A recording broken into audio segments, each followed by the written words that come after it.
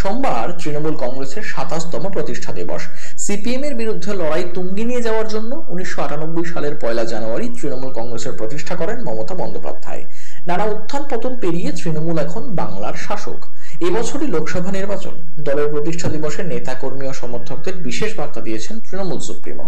মমতা বন্দ্যোপাধ্যায় লেখেন, মা মাটি মানুষের সেবায় ১৯৯৮ সালের ১ জানুয়ারি তৃণমূলের পথ চলা শুরু হয়েছিল। এই ঐতিহাসিক যাত্রাপথে দেশমাতৃকার সম্মান, বাংলা মায়ের স্বার্থ এবং মানুষের গণতান্ত্রিক অধিকার ছিল আমাদের মূল দিশারি। আজও আমাদের দলের সকল কর্মী সমর্থক এই লক্ষ্যে অবিচল এবং অঙ্গীকারবদ্ধ। তাদের নিরলস আত্মত্যাগকে আমি বিনম্র চিত্তে সম্মান ও শ্রদ্ধা জানাই। অন্যান্য বারের মতো এবারও রক্তদানের মাধ্যমে দলের প্রতিষ্ঠা দিবস উদযাপন করলেন কলকাতা পুরসভার ৪ নম্বর ওয়ার্ডের বিশিষ্ট সমাজসেবী তথা আদি তৃণমূল নেতা রবীন ঘোষ। এদিন তিনি নিজেও রক্তদান করেন। এবছর দেশ প্রথম বাঙালি প্রধানমন্ত্রী পাবে বলেও মত রবীন ঘোষের। এদিন অতিথি হিসেবে উপস্থিত ছিলেন doctor Shantanu Sen, deputy mayor Atin Ghosh, বড় চেয়ারম্যান তরুণ সাহা, কৃষ্ণপ্রতাপ সিং, প্রবীর কুণ্ডু সহ অন্যান্য বিশিষ্টরা।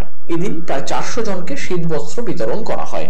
জন্মদিন মমতা বন্দ্যোপাধ্যায় এবং অভিষেক বন্দ্যোপাধ্যায়ের নেতৃত্বে সারা বাংলা জুড়ে আজকে বিভিন্ন রকমের সমাজসেবামূলক অনুষ্ঠান চলছে এবং সামনে ২০২৪-এর নির্বাচন। আজকে ১ জানুয়ারি বছরের প্রথম দিন এবং সর্বশক্তিমান ঈশ্বর শ্রী শ্রী ঠাকুর রামকৃষ্ণের কল্পতরু উৎসব।